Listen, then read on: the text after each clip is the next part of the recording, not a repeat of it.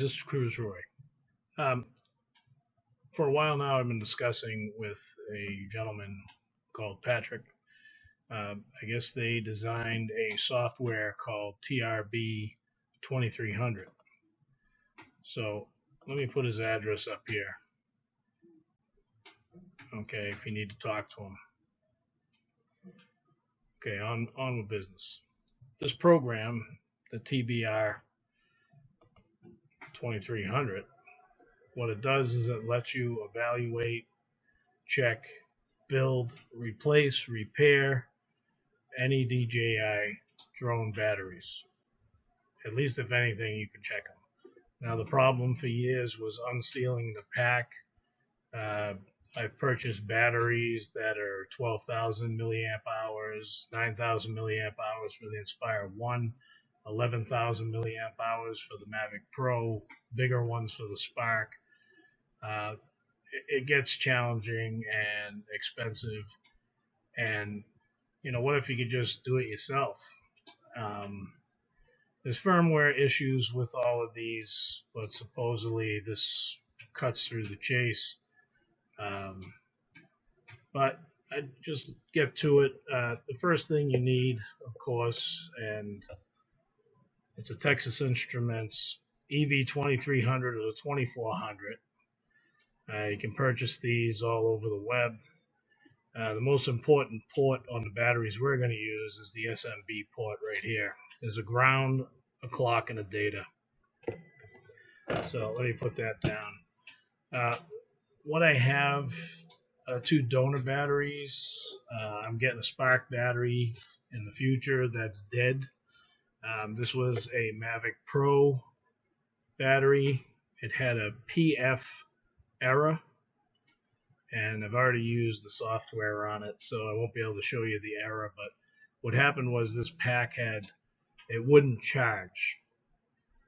It had the green light of death, and the reason was it had a bad cell. I don't recommend playing with these unless you have a secret on how to open them, because once you open these, you damage the case. There's no case to this. This is my Mavik Pro Frankenstein battery for testing.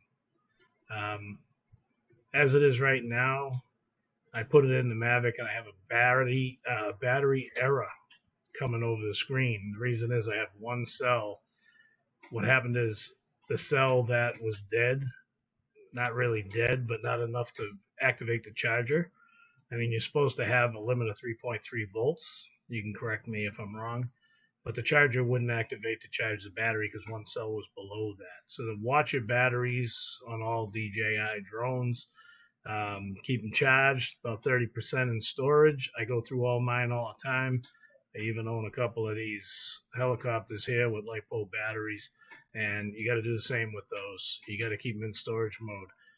If it goes beyond that, you can save regular lipos, so why can't you save DJI batteries? Supposedly, what happens is if the cell's dead, it just goes to sleep, and there's no way to reactivate it. And the only way you can add these wires, which is to the clock port, we add that up there, the data port, and a ground, is to tear the case apart.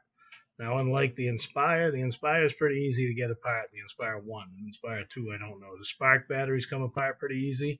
Mavik Pro batteries, nah. And like you can see on my little decal here, this was the first battery I ever had for my Mavik Pro. I let it sit too long, and one cell went below, and it just killed the whole pack. So you're paying, you know, $70, $60, $100, $200. Inspire 1 batteries right now are $300 a piece, and you get a dead cell. Kind of sucks. So let's get to it.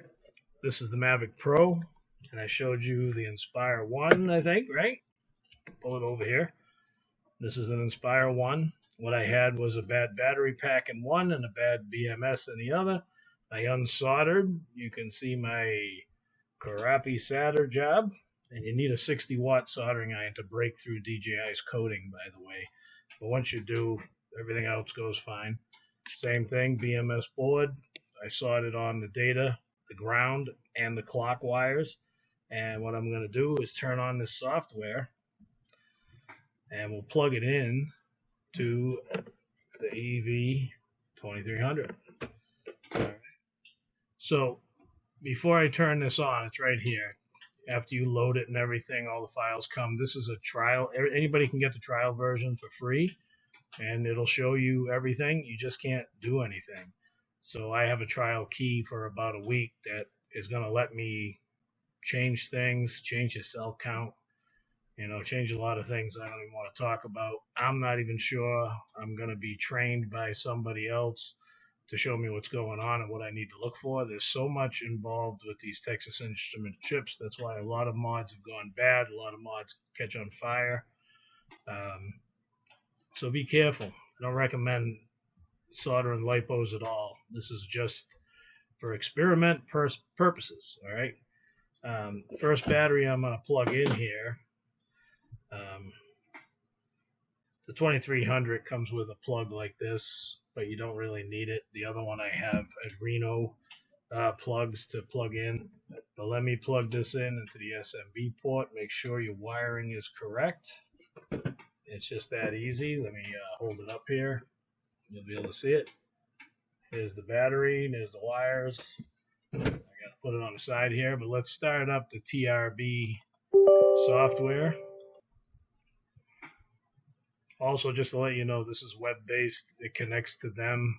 Let me put it up here. All right. I'm going to click on read. Okay, so the pack says it's unsealed already. I forgot to seal it, but at any time I can just click seal, and it'll reseal the pack. All right. If you have a permanent failure, the software is already designed with a clear permanent failure button. Just click it, it's gone, your battery's back to normal. If you need to look at the registers where you might have an error, here's your register chart. Like I said, I don't know a lot about this, so don't ask me any questions. I'm just showing you the product.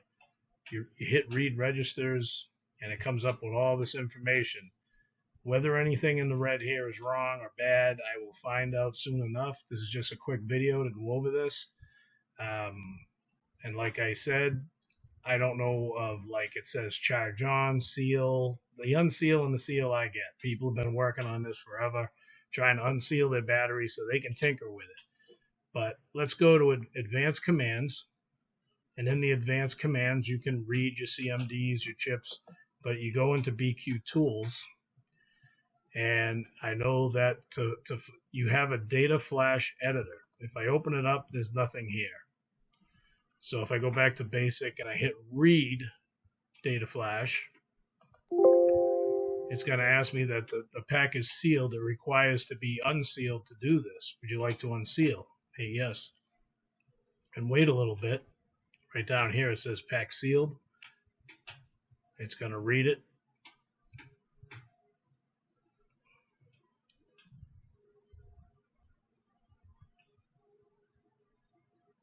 And it's still saying sealed. Let me back up. Let me go back to here. It says the pack is sealed. Let me hit unseal here.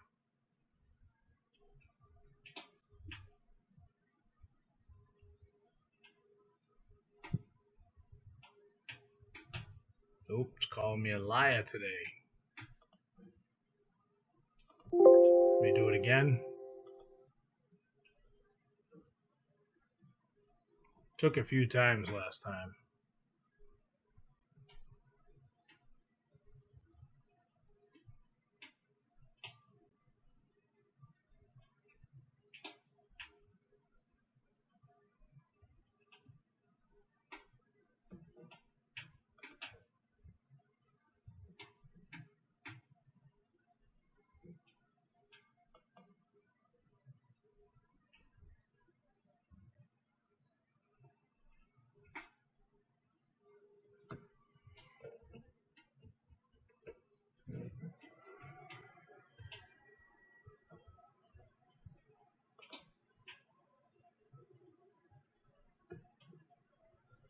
Okay. Sometimes it takes a few times to unseal it. If you look at the Mavik Pro, it's only a 3-cell battery. It's got these 2 extra cells up here. You can go into your settings and you can shut off reading 5 and 6 because you don't have the 5 and 6 cell. So as you can see, anyways, just to give you a quick check, we're unsealed. That unsealed the pack, took a couple of times, shows you the firmware version of the battery. I got 3.9, 3.7, 3.7. So 2 cells are pretty close to being balanced, and 1 cell's way off. That's why I'm getting the battery error on the Mavik Pro itself when I load it up. Now let's go back to the registers, hit read again. It's not showing any problems here. The only problem I do see is I got 1 cell that's overcharged. Let's go back to advanced commands. Now the BQ tools, now it says unsealed. Sorry about that. I think it took a few times.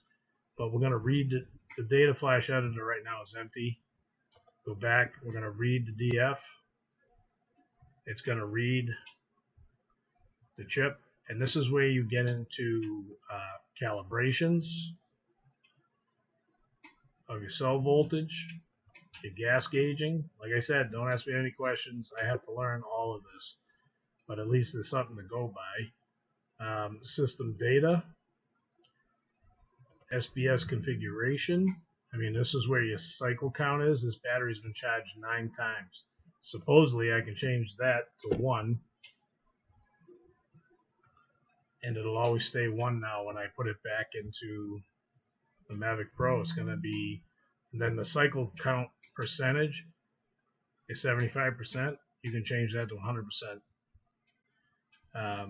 But right now, I'll leave that alone until I find out for sure. But you know, your battery doesn't seem to charge as well anymore as it gets older. This one should be 100%. It was only cycled in at 9. Then all the protections, thresholds, all this stuff I need to learn. There's a lot of stuff in here. Those 2 little chips that are in the BMS, they take up a lot of information. All right. All this, when you point at something, it kind of tells you what it is sometimes, and other times it don't. So that's why I have to learn all this. Let's exit the tools, and we'll go back to the information here. You have another tools, get pinout. I'm not sure what that is, and log. But like I says, it's giving me all the information. The pack is unsealed, but before I disconnect it and show you the Inspire 1, you see all the information on the battery, design capacity, voltage, whether the manufacture date. This is a 2017 battery. It's 2021, and it went dead. And its count was only 9. So shame on them for selling batteries that go dead undercharged, and they don't do anything about it, and we have to just buy new batteries. But anyways, before I disconnect this, also it tells you the chip detected. It's the BP30Z55. I'm going to seal it again. It's easier to seal. Pack is sealed. All right. Now what I want to do is I'm going to shut this down, and I'm going to change batteries and then reboot up. All right. Let me shut this off. All right. I'm going to disconnect the Mavik Pro battery. All right. Now what I got here is the Inspire 1 battery. Resorted pack, like I said, one had a bad cell pack, one had a bad BMS, and I soldered them. I unsoldered them and took 2 batteries, made 1 good battery out of it. Unfortunately, I have no case for this too, but it's a good test battery. So anyways, I have the white wire as a ground. Let me plug these in. I like doing videos in real time so you know what I'm doing. The data is purple on this. You might have different color wires. You can buy any color wires you want for Adreno boards. But my purple wire is my data, and my gray wire is going to be the clock. What that all means, don't ask me. You can find out the pinouts online for all these batteries, where to attach them. But just a little secret to tell you, DJI on some of their boards now, they don't write what the circuitry is. Let me double click on this again, a TRB2300. Like I said, you can contact Patrick anytime you want. That was his address. Okay, now, this says the pack is sealed. Now, this is an Inspire battery. This is old school, like the Phantom 3. And they still had coding on these that you couldn't get in. It tells you design capacity, design voltage, special info, all that type of stuff. Again, the tools and the logs, I got to find out about that. Empty pages, but they do mean something. But if you notice, it's not showing the other two packs. It's showing, the cells. So it shows 4 cells. So we want to go back into settings, and we want to turn on the 5th and 6th cell. So now if I hit read, it's going to read through the pack, and it shows the voltage as 4267, 4316, 4318, 4323, 4316, 4265. So they're all within range, so they're pretty good on this pack. After I soldered it, it had a PF error, and when I plugged it in, I didn't even have to hit clear PF. It automatically, once you unseal the pack, it fixes itself. It gives you all the information here. We can go to the registers again and say read registers, and there's the PF right there on this one, and it's all okay. This happens when you let your batteries discharge too far and you lose one lousy cell. The Inspire is pretty easy to open up and charge a cell. There's a million videos on YouTube on how to just charge one cell out of the 12. It's a 6-cell battery, but there's 12 cells that you have to watch out for. But as long as you keep them get them up to about 3.5, 3.3, you plug them into a charger, they'll charge. If one cell is off, it will not charge. And that's what the problem is. But anyways, let me click the unseal button. Let's see if this one goes quick or slow. Okay, unsealed. FAS is okay. Alright, so it's still reading. I have it in reading mode. We'll go to advanced. We can go to the BQ tools again. And if we go to the data flash editor on the Inspire, it's going to be blank again. We go back, and we already unsealed it. It says right here, unsealed. I had a little trouble because I didn't unseal the Mavik battery. And let's see, read data flash. Like I said, I got a lot to learn. It's a program you can get. And if you know what you're doing, you're way ahead of me. So what you end up with is the calibration tab here, the fuel gauging, and like the cycle count on this one's just that blank. It doesn't even read on these batteries. It does show up in the software, so I'm not going to play with that. Then the SBS configuration manufacture date. This is a 2015 Inspire battery, at least the BMS thinks so. The pack is from a different drone, so it gives you the serial number, manufacturer date, device name. That stuff's missing, but it's all there. So let me go back. Let me exit BK Tools. So this one's reading all the information. The pack's at 100%. And when I shut the software off, I'll show you. But originally I had the clear permanent failure. That's one of the biggest failures on DJI batteries is that. And just by, I'm going to seal the pack while I'm sitting here waiting. Pack is sealed. You always want to seal your pack after you're done messing with it. But I'm going to close this software down.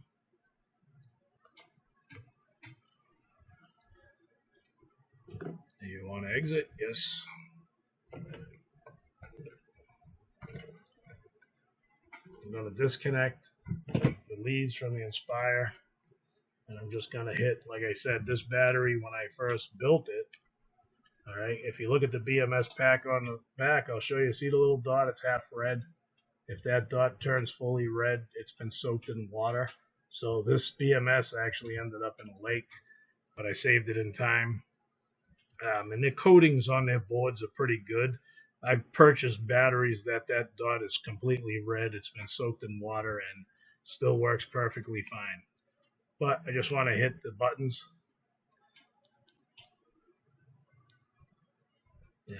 100% full charge. And that's another problem. A lot of batteries, because of their cell count, it says the cell pack degrades. But working some magic with the TRB2300, you can put it back to 100% every time it charges. And like I said, I don't recommend soldering these batteries or playing with lipos. They're very dangerous. This is only for people that know what they were doing. Well, that's me. I don't quite know a lot, but I've been doing this for a long time. I got a lot of modded batteries, a lot of secrets hiding upstairs in this tiny little head. But anyways, this is Cruise Roy. Have fun with TBR 2300. I'll talk to you guys later, and I'm out of here.